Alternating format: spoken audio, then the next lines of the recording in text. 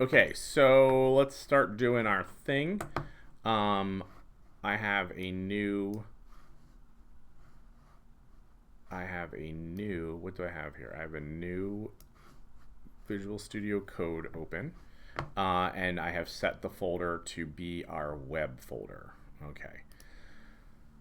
So we're going to create a web page that is PHP. We will not be using the terminal for this. This is the other side of PHP. So I'm going to create a file. And if you have taken an HTML class before, you know that the main page in a folder should be called index.html. But we're going to call it index.php. Okay. And then what we need to do is we need to set, actually, we don't need to do anything yet. What we can do, just as an example, is we can do our PHP setup, echo, hello world. I do a /n, although that doesn't matter, you'll see why. And then we save it. And now it's different is when I go to, oh, oops, that's my old one. When I go to the web browser, I can go to localhost /web03 underscore, did I make it web slash? No, what did I call it? week03 underscore web.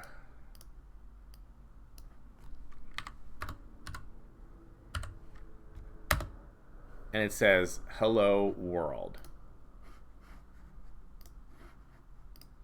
So it worked. I actually made a programmable page. All right, now let's start seeing what this this thing can do. So let's take a look at let's actually do our fruits. I'm just going to copy everything from our other fruit one. This is an example.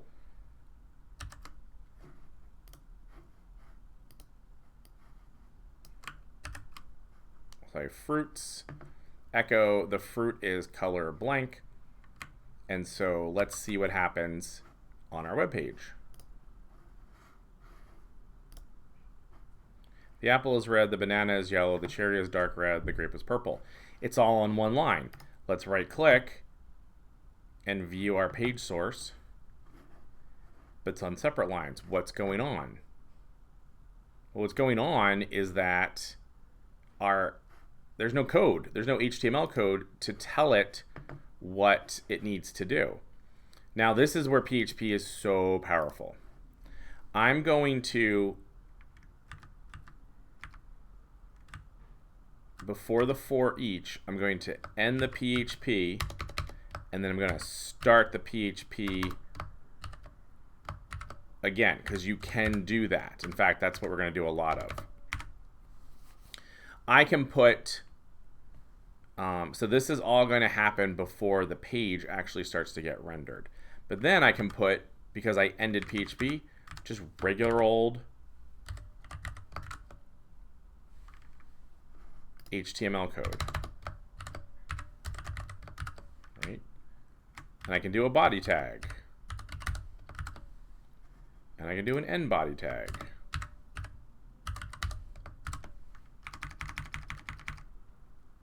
And if I save that and I run it, nothing changes. However, when we go to page source, HTML body, and then it's all there. Notice that the PHP code is not anywhere in this page source, but the output of the code is. Okay, that's important for as we think through how we're going to use PHP from a web perspective.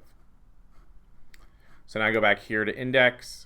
How do I fix this? What do you think I should do? I'll tell you what I should do. Is I should do a p tag for paragraph. Save it. Close that. and refresh it. And now we have PHP being, showing up on a web page. It's actually really cool. I think it's actually really neat. Okay, and it's going to be very powerful for us. The next thing that we can do is we can think about how we use some of those arguments that we worked on over here. Like I said, this is not at all how we're going to call variables. And where do we do it? We did it with the if. Now we did it with the switch. Right? This is not at all how we're going to call a variable from the web. Instead, what we're going to do is we're going to use a parameter, what's called a get parameter. Now, there's two ways you can pass data to web pages. Those are get and post. I'll show you the get today. We will use the post later. The get is incredibly insecure, but it's just something to know about because a lot of web pages actually do use the get style, especially for passing cookies or information, or like if you read an article on a page, you'll say, what is all of this stuff in the browser window at the top in the address bar. So let's go ahead and look at how to do that or to put a parameter in. So I'm going to use this code exactly as written. I'm going to copy. I'm going to put it after this one. Paste it.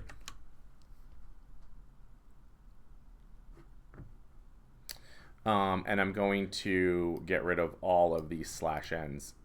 The way I'm going to do that is do Control F. Well, I thought I was going to do Control F. And I'm going to turn it down. I'm going to pick replace. So find slash n, replace with bracket slash p. And I'm going to, this is replace all right here. And they're all fixed now, okay? So there's no more slash n's. But what I do need to do is change this here. So I'm gonna, in good habit, I like to take everything that involves like setting variables that I'm defining or pulling parameters in and put it to the top. So I'm gonna cut that, go up to the top, I'm gonna paste it. Okay, and again, day equals argument 1. Not going to work for us because what we need to do is that get parameter I had just talked about. So instead of day equals get, we're going to actually pass, we're going to pass information to the index page. So we type index.php question mark, and then we set something like day equals Monday. And we hit return. Now we should get we didn't get anything actually, which is fine. It's probably an error. So index.php day equals Monday. So let's go back to our index page. Oh, we didn't save it. That's why. That's good actually. All right. So we're going to pass it information through this parameter, question mark day equals Monday. And to do that, we have to get that. And so it's very similar looking. You do get bracket, what's the tag you're using? What's the parameter? Day. All right. And we save it.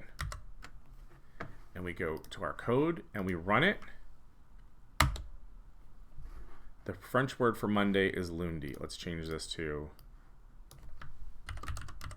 Tuesday.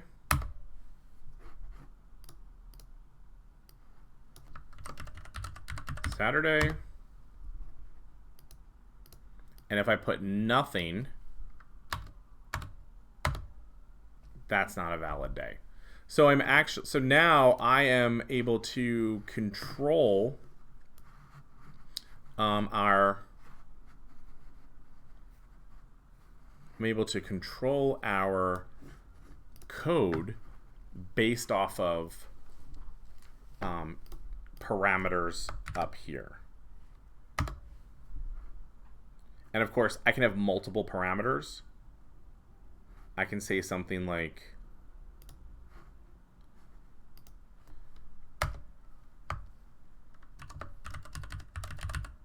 username equals $ underscore get single quote user. And if there's no answer, we can make the default be friend. And then what we can say at the very top of our body page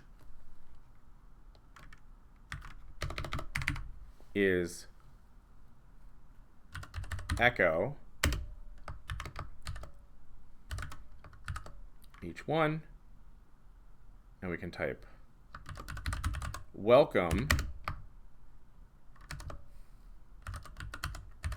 username exclamation point and the HTML tag semicolon. Sorry, not HTML, h1 tag semicolon. Save it, run it, welcome friend. If we want to put another one on, we use there's an ampersand, which is above the 7. And you type user equals Alex. Save. Whoops, don't save. You just hit return. Welcome Alex. Welcome Anne. Welcome Greg. And when we view the page source, what you're going to notice is it looks like it's all on one line. And the reason for that, again, is because there's a difference between HTML code that puts the breaks in and the text file that the HTML code is in. So if we really want to do it correct, what we need to do at the end of every line is not just the tags, but also /n.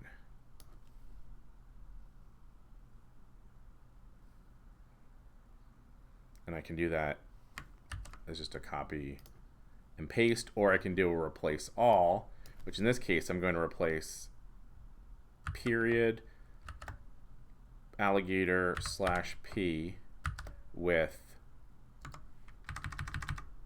period /n, replace all. And of course a couple of these get two ends, and that's okay because I'll show you why.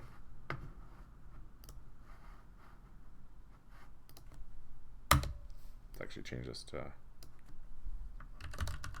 cheese. Welcome cheese. Right click, view source.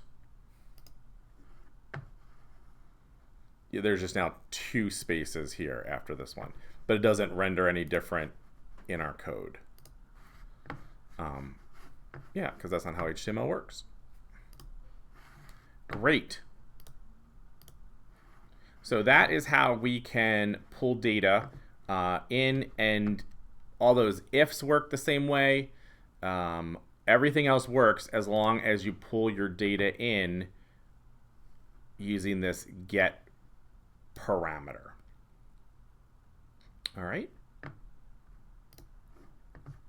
So that's all I want to talk about, putting things on the web server and using the parameters in the code.